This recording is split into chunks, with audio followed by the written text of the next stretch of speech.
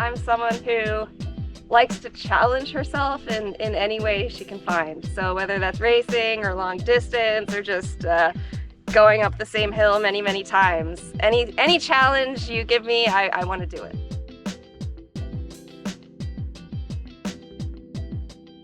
I was living in Japan at the time, and I had been into a lot of outdoor sports like hiking and rock climbing and a little bit of jogging here and there.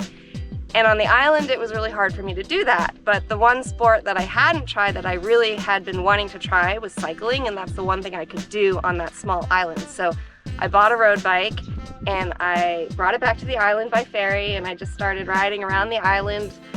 In my free time, it would take 30 minutes, and I was like, wow, I'm so cool. I can bike 30 minutes around this island. And then moved to the mainland a year later, brought the bike, discovered group rides, and went from there. Hey everybody, I'm so excited to share with you my next adventure. I'm going to do it on Monday, and I made the decision today that it's a go. It was very dependent on weather and my SAG driver and a lot of things coming together, but it looks like they're all gonna come together and I'm going to get to do it. So here's a little sneak peek on what it is. Okay, your first hint is this is my road bike, but I put on 32 gravel tires and lights and flat pedals. Okay, then I have my gravel bike and I have an external Garmin battery, another light, and then I have a bunch of bags with a bunch of stuff in them. Lots of liquids in this bag, lots of food in this bag, supplies, lots of water. So my big adventure is biking the C&O Canal and Gap Trail together. It's about 333 miles. I'm gonna do it from DC to Pittsburgh the whole way without stopping, except maybe a short nap here and there for 10 minutes. I'm really nervous. I'm really excited. I honestly don't know if I can do it. I've never done anything quite like this. I've done 200 miles on gravel, but 335 miles on gravel and flat the whole way, like that's really hard. So it's gonna be an adventure. I'm gonna go through a lot of ups and downs, and I will definitely share the whole thing with you. Really looking forward to it. All right, so how does a person eat before taking on a task of riding 300 miles in a day? You take your sausage, and you put your syrup on it for hell yeah. calories. Yeah, all right, so it's all about science of nutrition with you. Good to know. All right, we'll check in later.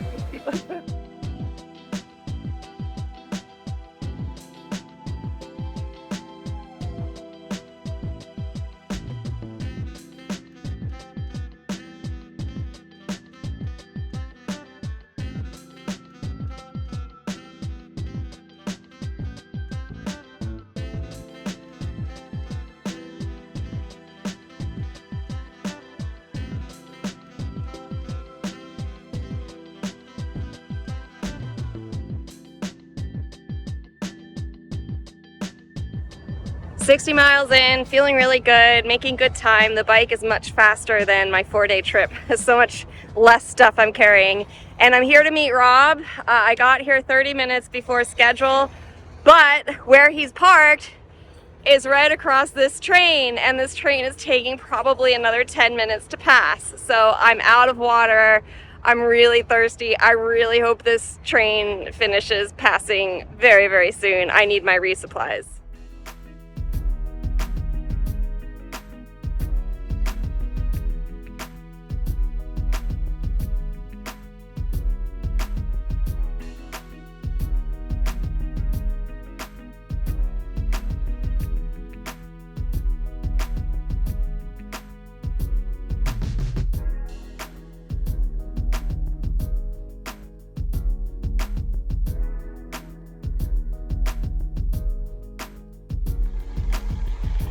Hey everybody, I just got to Cumberland, and that's where it changes from C&O to Gap, so I'm on the Gap Trail now. The next 20 miles is kind of uphill, so it's going to be really slow going, but then I get to the top of the Continental Divide and it's going to feel great kind of going downhill a little bit, very little bit, but at least not uphill. And the past 80 miles has been super rough. Wanted to give up. I felt nauseous the entire time. Really haven't been able to eat. Could have been the heat, could have been my fueling, but honestly, I kind of get that way on every ride recently. My stomach has just really changed over the past few years. So maybe I'll have to like go keto or something for rides like this. I don't know.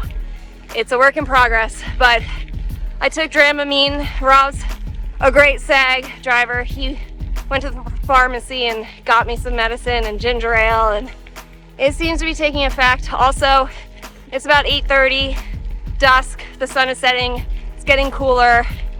There are deer up ahead crossing the trail. Hi dear. Don't know if you saw that. But yeah, my legs feel great. It's just my stomach was awful, and then because I couldn't really eat or drink, I started getting cramps. So I drank like half a bottle of pickle juice in the parking lot. I put tons of salts in my water bottles. So we'll see what happens. I'm really excited. This is going into nighttime, and this is kind of like when the adventure starts. So hopefully the nausea will stay away.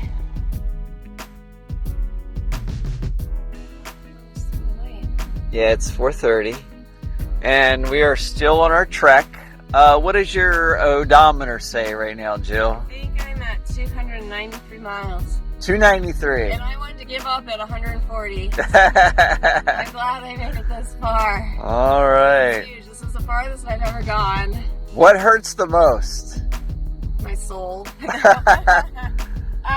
My butt really hurts just because the salt and the grit it's like rubbing, so it's kind of raw, but I actually brought a different pair of bib shorts, so I changed, so that's helping. Okay. I guess some people don't know this is gravel all the way, basically. Oh, yeah. I mean, it's dirty. It's dirty gravel all the way. Yeah, and shoulders, of course, they hurt too. Yeah. But I did take 2 Advil a little bit ago. I'm having my coffee. We're on the final stretch. I think we have like 45 miles to go, 40, something like that. Okay. I'm so excited to be done this. I mean, I've come this far. I better finish this. Nice. All right, we'll check in later. Thank you.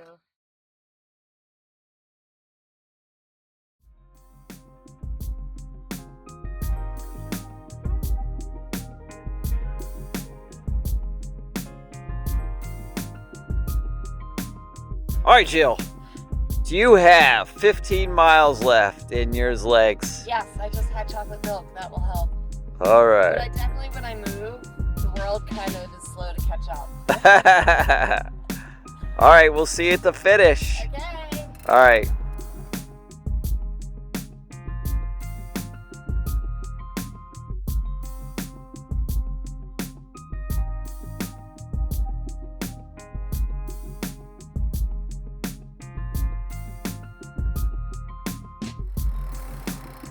All right. Longest ride ever. All right. In under 24 hours. Yeah, I booked it the last 40 miles. I saw that I could do that, so I was like, okay, let's do that. 330, how many? 3, actually, to the dot, 333. 333 Yeah. in less than 24 hours. Yes. So, the question is, what's your advice to someone else who might attempt this? Don't do it in summer. All right, all right.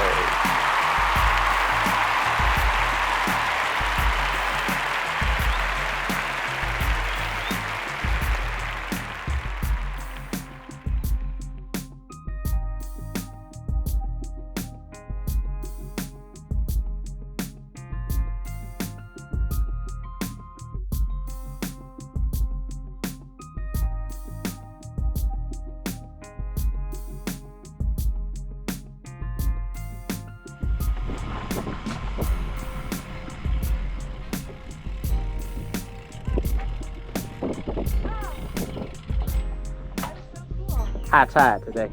Is it? So it's usually lower? Yeah. This is so pretty. Wow. Water is cool.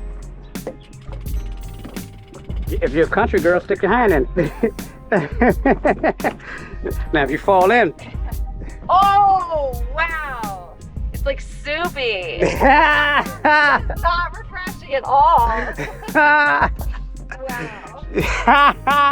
Soupy Patuxent River water. Around 220 miles, you're getting close to that only 100-mile left mark. Yeah, you conquered that many times. Yeah, exactly. You know what that looked like. Yeah. Now you tell us about this epic 24-hour, 333-mile ride that you conquered. So I have always known about the C&O and Gap Trail, and I had always wanted to do it. So a couple weeks ago, I did a 4-day trip doing the whole thing, stayed in hotels. And I knew that there was such a thing as people doing it all in one day, usually from Pittsburgh to DC. And I thought, well, why not? That's a challenge. I've never done anything that long. So I decided to go from DC to Pittsburgh just because logistically it was a bit easier. And that was really only 3 weeks ago that I decided it. And I'm kind of, when I decide something, I make it happen. And even though it was summer, I knew that was not the best timing. It was super hot, but I wanted to get it done. So I did it, and it was pretty epic because of the heat. I got a little bit nauseous, well, very nauseous for like 12 hours of it. But the beginning, I felt great. The end was amazing. Once it got dark, everything changed and everything got better. I just felt better. I loved biking in the dark, being by myself with the animals. It was like I was lost in thought, and fantastic. Awesome, awesome. I hope that back when I do all in the vocals of it.